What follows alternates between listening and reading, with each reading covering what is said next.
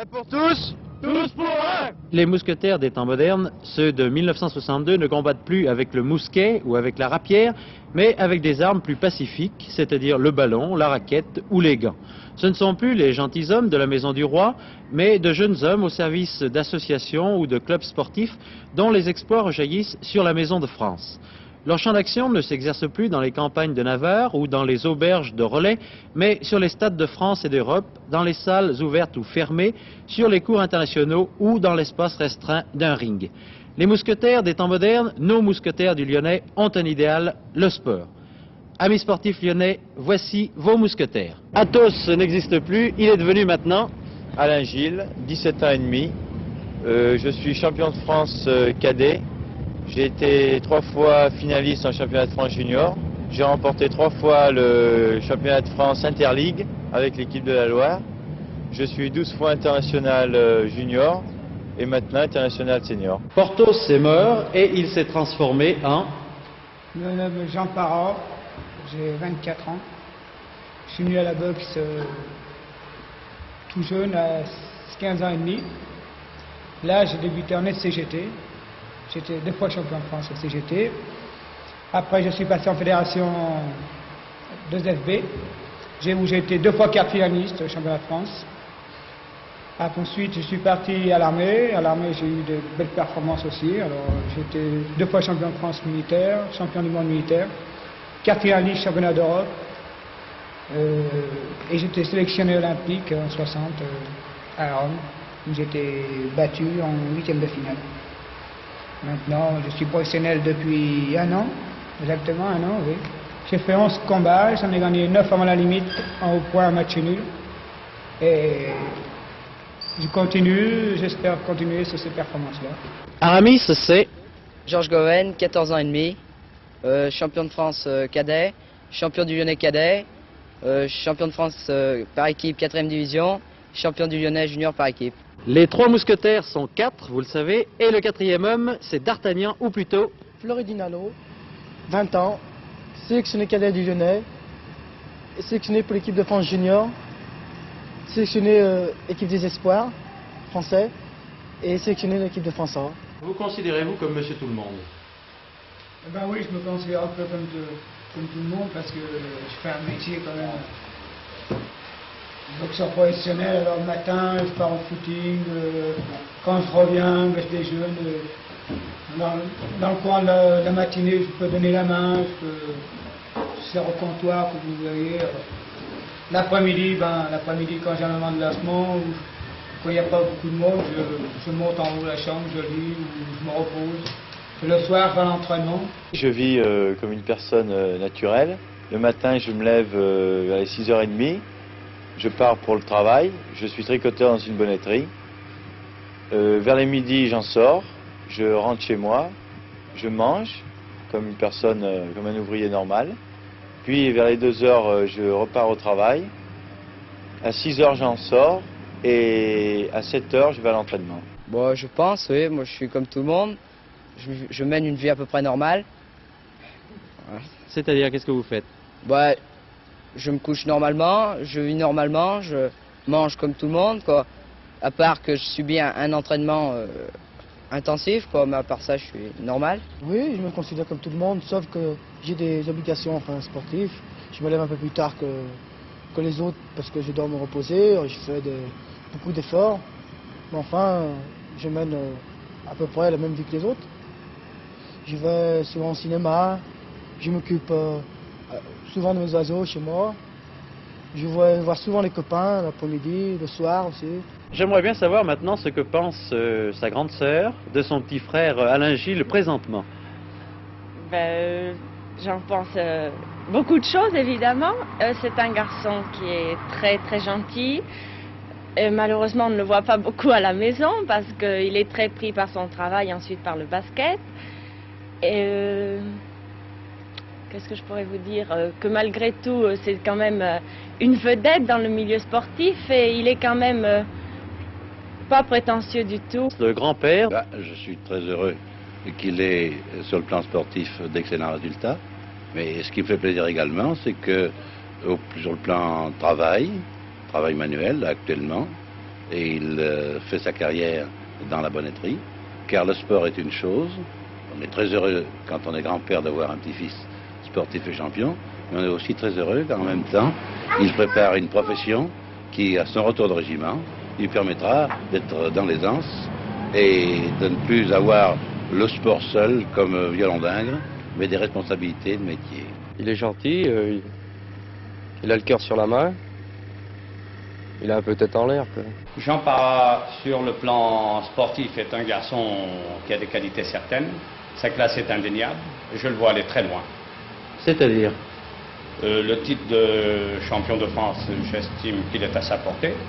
Plus loin, je ne veux pas paraître présomptueux en parlant de quelqu'un qui m'est très sympathique, mais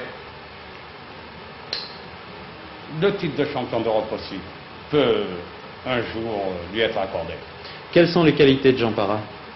Très sérieux. Monsieur Goven, Sur le plan général, c'est un garçon qui a beaucoup de dynamisme, qui a beaucoup de volonté, à condition que la chose lui plaise, naturellement. Et c'est le cas pour le tennis. Dans la vie, eh bien, il veut quand même s'assurer ses arrières par une formation commerciale suffisamment poussée et mener de front les affaires et le tennis. Et effectivement, je connais deux mousquetaires, puisque vous savez que je suis comme Joséphine Baker. J'ai deux amours, le football et le tennis. Je connais bien ces deux jeunes garçons qui me plaisent beaucoup, parce que tous deux ont un sens familial extraordinaire. Dinalo parle toujours de ses parents, et Goven aussi. Je sais qu'il joue mieux au tennis quand ses parents sont proches de lui. Vous voyez, enfin, je suis père de famille, et ceci me touche beaucoup, parce que vraiment, des garçons comme ça fait tout de même plaisir. Et j'avoue que je connais peut-être plus Goven, parce que j'emploie plus mon temps encore au tennis qu'au football, mais Jojo Goven et Fleury Dinalo, je les considère comme deux petits amis. Jean Parra, quelle impression cela fait-il de devenir une vedette, d'être photographié, d'être interviewé, de voir son nom à la une dans les journaux? C'est toujours agréable avoir son nom sur les journaux, d'être photographié, c'est pareil, ça donne toujours de l'ambiance. Pour moi, c'est quelque chose de très beau. D'être photographié, c'est une joie. De voir son nom dans le journal, ça m'apporte peut-être un peu d'orgueil.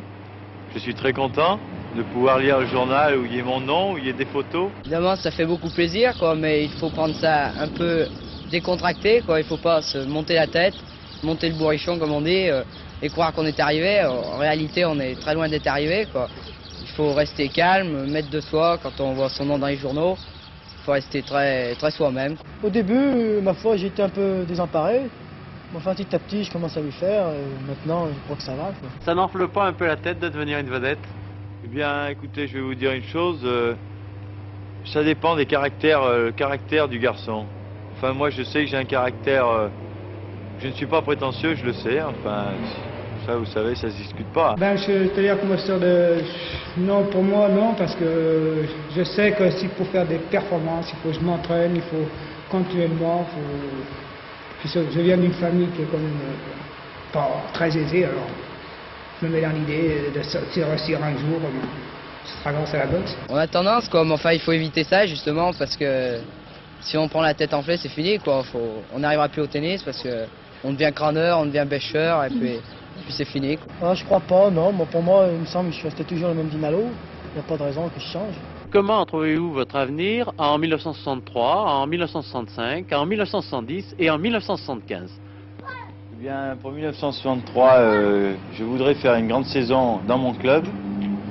Pour 1965, j'espère avoir pris part entière en équipe de France, c'est-à-dire faire les Jeux en 64.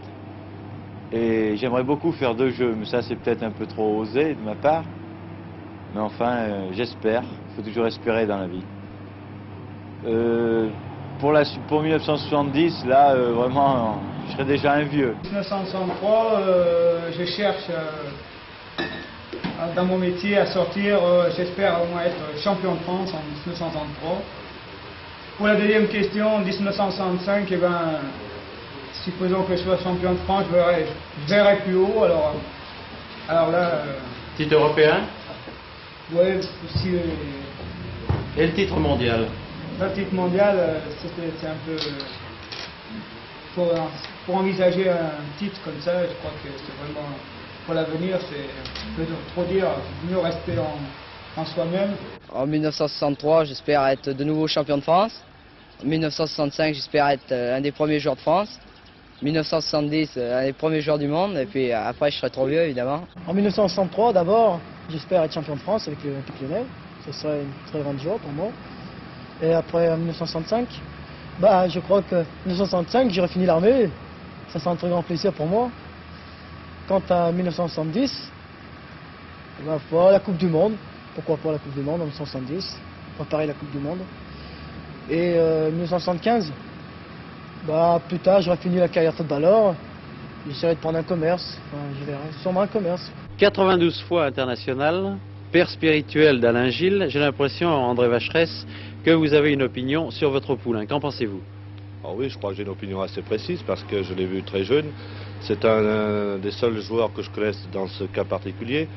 Il y est passé à Rouen pas mal d'autres jeunes qui étaient de la même catégorie que lui, mais enfin, il n'est jamais passé un jeune aussi doué et qui aimait le basket autant que lui, je crois. Et sa réussite ne me surprend pas, ne me surprend pas du tout, parce que, étant très jeune et très petit même, il jouait une classe au-dessus de ses camarades à cette époque-là déjà, et chaque fois qu'il est monté d'une catégorie, de poussin, de minime, de cadet ou de junior, il a toujours joué une classe en dessus de ses camarades. Et maintenant, le résultat de tout ça, c'est qu'il est dans l'équipe de France. J'en suis très content pour lui. Et j'en serais d'autant plus content si ce joueur reste dans notre club de la chorale que j'ai connu depuis tout le temps. Et je voudrais que ce soit lui qui prenne ma succession ici. Et je crois qu'il en est capable. Poppy de Sicot, vous êtes bien placé pour nous parler de Jean Parra. Que pensez-vous de votre poulain actuellement? Eh bien, j'estime pour ma part que c'est un petit bonhomme qui a une grande classe. Voilà ce que je pense de lui. Et comment entrevoyez-vous l'avenir de votre poulain? Eh bien, l'avenir de mon poulain, j'espère que d'ici, après ce combat-là, où on va pouvoir le juger, eh bien, nous espérons disputer le championnat de France et même le championnat d'Europe. Et peut-être le championnat du monde. Jean-Claude Molinari, que pensez-vous exactement de votre poulain Georges Goven? Écoutez, c'est tout un programme. Je crois qu'il peut effectivement bien jouer au tennis, mais dans le domaine de l'avenir, on ne peut jamais savoir. Je crois qu'il a beaucoup de qualités. Quelques défauts aussi, mais je pense qu'il peut devenir effectivement assez fort et très fort. Georges Degnaud, que pensez-vous de Goven? Je pense certainement beaucoup de bien de Georges Goven. Je crois qu'il a tous les dons pour faire un bon joueur de tennis. Il a surtout une grande qualité, et celle-là, elle est irremplaçable dans tous les sports, c'est l'enthousiasme. Cet enthousiasme, tout ce que je lui souhaite, c'est de le conserver toute sa carrière. Et je crois qu'il atteindra grâce à ça le talent. Et le talent, c'est très dur, alors je lui souhaite beaucoup de courage. Fleury Dinalo, Jean Temini. Fleury Dinalo est encore très jeune, il a seulement 19 ans, il a des dons de footballeur exceptionnels, seulement, vu son âge, le championnat de France professionnel est un peu trop dur pour lui. C'est ce qui explique un petit peu sa forme en dents de scie.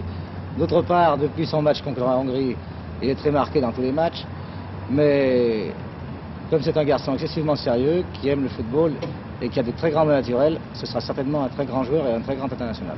On a déjà beaucoup écrit et dit sur lui, qu'ajouter, eh bien, c'est difficile. Aimé Mignot, en tant que capitaine de l'Olympique Lyonnais, que pensez-vous de Fleury Dinalo? Vous savez, à me penser, c'est difficile à dire, mais on a beaucoup dit sur lui, sur le joueur et tout. Je crois qu'il n'y a plus grand-chose à dire sur le joueur. Messieurs, nous sommes le 31 décembre 1962. J'espère que vous avez des vœux à présenter au public lyonnais. Je vous laisse les présenter. Alors, je présente mes meilleurs vœux à tous les Lyonnais pour la saison 63. Et j'espère que, au point de vue box, j'aurai beaucoup de supporters qui viendront à chaque fois m'applaudir à Lyon. Fleury Dinalo. Je présente mes vœux à tous les supporters de l'Olympique Lyonnais, qui pour eux, j'espère, qu'on sera champion de France et qui, j'espère, leur fera bien plaisir. Merci Fleury. Gilles, maintenant? Je présente mes vœux, bien entendu, comme mes camarades, à tous mes amis lyonnais et aux amis rouennais aussi. J'espère qu'avec la chorale pour 1963, nous ferons une bonne saison. Que 1963 apporte à tous ces espoirs du sport français la grande consécration. Quant à vous, amis téléspectateurs, puissent-ils tous les quatre vous offrir ces saines joies sportives qui sont un des grands réconforts de notre époque moderne.